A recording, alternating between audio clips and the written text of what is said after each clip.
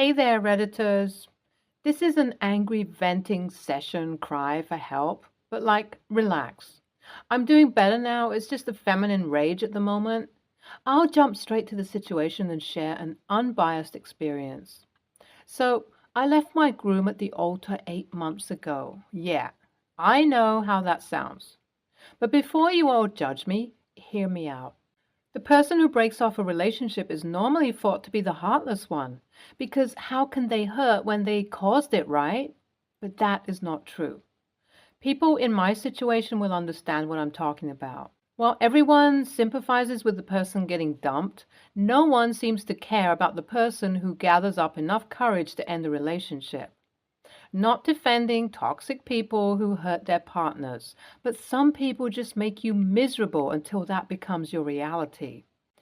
It can be in so many forms. Some men are emotionally distant. Some are always too busy with everything except for their partners. Some don't have the guts to stand up for their partners. Some disrespect their partners and label them as mere jokes. Some undermine them, gaslight them, and break off their confidence any time they do anything remotely good to shine or get success. My man had all of these wonderful traits. Yeah, that's a start right there. And let's not even try analyzing the character of his wonderful best friend, who had all of these qualities at some sort of an enhanced level. These two men made my life miserable for so long that I thought that this was how one was supposed to live. The amount of peace that I have in my life presently, after I kicked them out of my life, is something out of this world. But they're back, creating mess because who screams chaos other than them? So, to make you guys understand this, I have to take you back to my college days. Yes, I admit that I was stupid enough to date this man for 4 long years.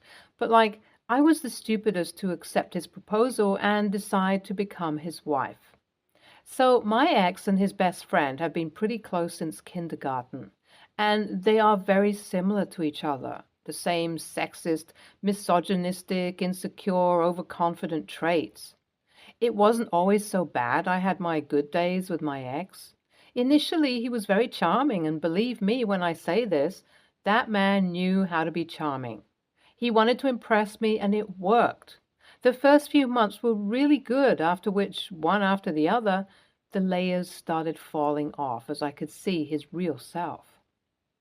It started with him being always unavailable and busy while he was busy partying with his friends. This was what started the issues, and next was this. Him gaslighting me into thinking that I was crazy and delusional and insecure for asking him why he wouldn't give me his time. This continued for quite some time, and once college was over and I was looking for a job, he'd laugh at my face in front of our friends, urging others to join in. His approach was something like this. You'd never get hired, LOL. Even if you do, you'll be fired. This was coming from my man and his best friend, who, seeming to enjoy this, would always add, Thank God you're pretty. They hired you as an eye candy, LOL.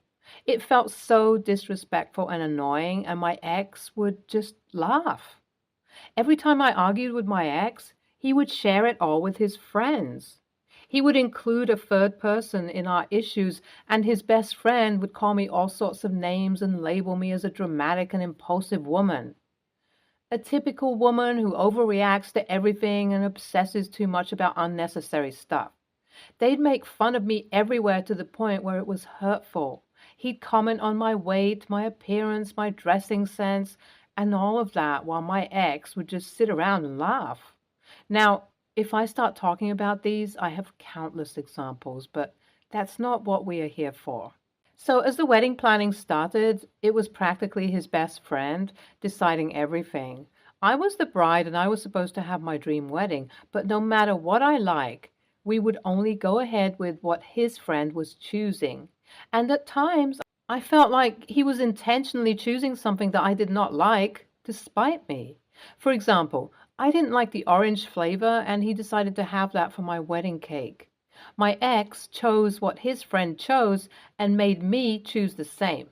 Even my wedding dress was not my choice. This man, my ex's best friend, was some sort of perfectionist, and my dream dress was too tacky for his taste. All of these went on, and I endured until I couldn't.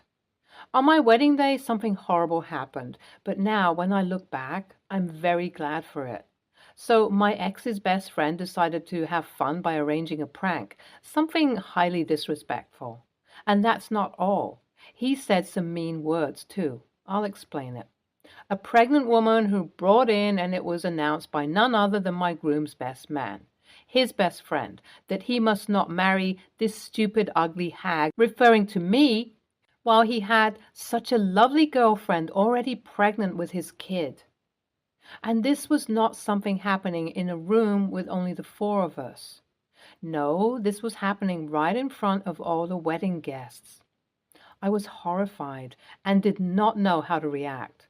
As my eyes started watering, he started laughing and then looked at my groom, asking if he really wanted to deal with this dramatic stupidity for the rest of his life.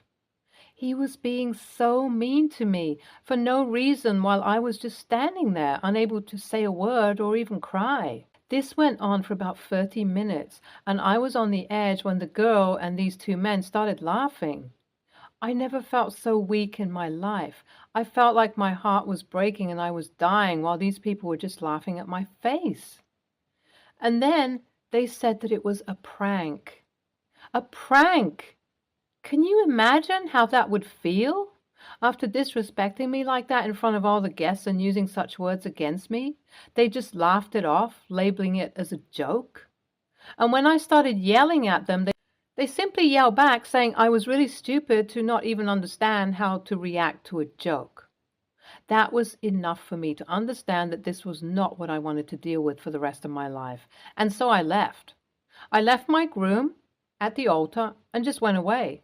They tried to fix it, but I left and went MIA for around 2 weeks. I needed space to heal from this extreme mental torture. I will not go into heavy details explaining how I healed, but it was not an easy journey. From taking therapy, crying myself to sleep or being unable to sleep, and finally getting hospitalized for dehydration and poor food habits because I was starving myself, it was a bad trip. But I did heal. Not completely. There was still something that made my eyes water when I thought about it all, but I was working on fixing that too. That's what needed to be fixed. Not my shallow relationship, which this horrible man is trying to fix presently. Like I said, it's been 8 months and my ex's best friend is taking his duty to be a best man too seriously after ruining my wedding himself. Call after call, text after text, from coming to my house to my workplace. He has tried everything possible to make me want to go back to my ex. He thinks that this is a problem that just needs to get fixed.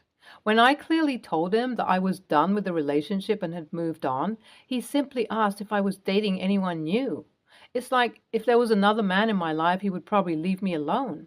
But as a woman, my choice to be single, yet not in love with my ex, was not acceptable to them. It was a problem that needed to be fixed. A stupid prank that got out of hand, which now needs to be solved. I am so done with this. It's mentally draining because every time this man tries to talk about the past, it brings up bad memories. Give me some advice, guys. Update 1.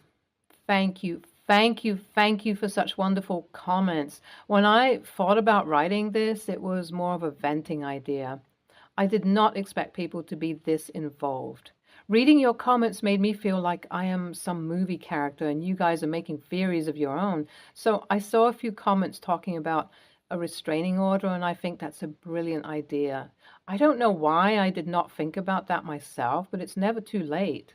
Speaking of my current situation, things are getting really annoying because he has started contacting my friends now that I blocked his number. This is really frustrating. I'm simply trying to live my life in the best possible way, and he is doing everything possible to prevent it. I will get that restraining order, you know. Update 2. Guys, I got that restraining order, and guess what? Got a text from the girlfriend of my ex's BFF claiming that her boyfriend was only being nice, but this move of mine made her believe that I was not worth it because it was such a dramatic thing. Like, dude, is their entire clan going to bother me now? I'm so frustrated. Literally so much. It's all just the same old drama, and I'm sick of it. Update 3. Hey there. Hopefully this will be my last post. So I don't know if this was the right thing to do or not, but I contacted my ex and we had a long discussion. I made it very clear that I was no longer interested in him and would never get back to him ever. Although I am labeling it as a discussion, it was mostly me speaking and him agreeing with my sentences. I told him that if his friend didn't stop, I'd have to take serious legal steps. As if the restraining order wasn't already enough, he assured me that I will not be bothered again and he will talk to his friend. It's been a week and I have not heard from him or his best friend. I really hope it stays like this because I am so done with these people and I don't trust them at all. Venting over here has been therapeutic and you guys are good people. Thanks. I'm signing off for now. NTA, but your ex and his best friend, definitely a-hole. God, reading this made me so annoyed at them. I can't imagine how you put up with such behavior. I'm proud of you for not going back. I can understand what sort of trauma bond you might have developed. More power to you. NTA, and the audacity of these men to even involve the girlfriend here. Like, seriously? Such cheap people. You deserve so much more than these good-for-nothing people. Next story. I'm 18, female. My brother, John, 20, started dating his girlfriend, Holly, 20, last year. For context, John and I come from a very religious family. John's the oldest of 9. We're all homeschooled and religion is very important, but we've never had much issues. John especially. But he met Holly a couple of months ago and, well, she gave my mom a heart attack. I'm not judging her at all, but she's had multiple boyfriends before my brother, posts on her social media quite a bit, and dresses in things that are inappropriate. Maybe? I'm ashamed to admit, but I wasn't very nice to her. But that's just because I wanted to be like her so bad. My mom was especially hard on her, though. She said some crazy things about her dating history, about how she corrupted John, etc. My mom always had this kind image, so seeing her act like how she did woke me up. John moved out to live with Holly and doesn't talk to our parents anymore. He's different. My mom's heartbroken. Dad is too, but he's ignoring the issue while my mom's stuck on how the vile creature stole her good and pure son. I think it's ridiculous, but I do feel for my mom a bit, so I've kept my mouth shut. But yesterday she saw Holly and John. According to my little sibling that was with my mom, they were acting all cutesy and in love. My mom was enraged. She started ranting about how girls like Holly are the evilest kind and that while she's lost her son to her, at least her daughters are good girls. She then came up to me and made me promise to never be like Holly. I was going to promise her at first, but I was just so tired of her nonsense, I said no. She looked a bit surprised and I kind of lost it and said that Holly's actually really cool and a much better person than most women I've met. Her body count or the way she dresses, be damned. I saw my mom start to cry, but I couldn't help it. I told my mom that to me, Holly is a better person than she'll ever be, and also that I'd rather be just like Holly than like her. My mom cried even harder and said that I broke her heart, just like John did, and also said she can't believe I'm choosing Holly over her. She ran to her room and hasn't really come out since. My dad's upset with me and I feel terrible now. I should have just not said anything, but it felt really good to tell her. Holly really is a good person and I miss John. I hate that my mom ruined things, but maybe it isn't fair for me to do what I did. AITA? NTA, your mother is a fricking Apache helicopter of helicopter parents. It definitely seems like your mom has made no attempt to get to know Holly and only wants to judge her. This kind of behavior will only drive more of her kids away and make them never want to talk to your mom again. Sounds like your mother has been trying to teach all about the hate in religion instead of love. NTA. As you're still young and I'm guessing a bit sheltered in a house of rules and beliefs, your brother stepped out and into the 21st century modern world, and it is his choice if he wants to join it. While the bursting out could have been handled better, I think it is great you don't stay oppressed in your thoughts. And your mom was shaming the poor girl. Good luck. It may be a rough road until you are a legal adult to choose what you want. Next story. AITA for finally telling my brother the truth, but throwing my parents under the bus to do so? I, 36, male, used to run a company with my 35, male, brother and both my parents. It was supposed to be the dream of the sons taking over the family business. I had the ability to work in every department, so over the course of the last 10 years, I progressed to running the company. My brother, who worked harder than anyone else, floundered with any real responsibility. He was the ultimate task doer. But ask him to manage anyone or anything, and it would be a dumpster fire. My parents would protect my brother by tying my hands behind my back in regards to saying anything bad to my brother about the quality of his work or how he was failing at being a manager. My parents did not want his feelings to be hurt. My brother would get moved to a different department or have his job description changed so he wasn't in charge of anything that would hurt the company. They would never tell him he wasn't doing his job right. They would never tell him he sucked at his job. It was easy for them to lie to him so they could avoid any conflict or hurt feelings. I was complicit with this. I kept up the lies. I played the game. Resentments grew. My brother was still getting paid the same as me. I was running the company. At this point, he was basically still in an entry-level position. So 2 years ago, I started a different company and left the family one. Less than a year later, my parents asked me to come back. I accepted on condition that my brother would be bought out of the company. They agreed. So with my brother being bought out, I am now running the company solo. We gave him a group of our customers that he now services under his own company name. Life is good, or so I thought. I found out from one of my employees that my brother has been stealing products out of our warehouse. They were under the impression that he had some sort of deal worked out with me because we were family. Nope, he was just plain stealing. So when I confronted my brother, he admitted to stealing, but went off on this rant on how I never respected him, that I was the biggest a-hole because I was mean, and on and on. So then and there, I decided to stop lying and essentially told him all of the lies from the last 10 years. How he got the short end of the stick because no one ever told him what he was doing was wrong. How our parents just didn't want to hurt his feelings but knew he couldn't run the company. I was done lying. I just sat there and told the truth. So my parents are now mad at me because he's mad, like mad, mad. And he has gone no contact with them, and they are worried that they won't be able to ever see him or their grandchildren again. So AITA for finally telling my brother the truth, but throwing my parents under the bus to do so? Edit. To add more information to this story, it was not like my brother was thrown into a situation without training. We provided informal training on how to learn more about the business. Like, this is how we do the books, come with me on the job site so I can show you this. Formal training, both trade-specific and management courses. He was not thrown to the wolves. He just never cared to pick it up or try to step up. I left the company because of the toxic environment and all of the built-up resentments.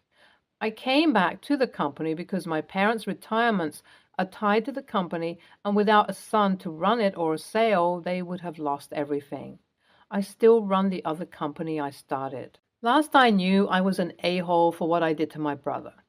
When I told him the truth, I was also apologizing to him for my part in all of it. I was asking if I was the a-hole for throwing my parents under the bus in the truth apology. ESH. Stealing is wrong. Your brother shouldn't do that. But you and your parents set your brother up for inevitable failure. You claim to have run every department in this company and you went along with your parents and lied to your brother.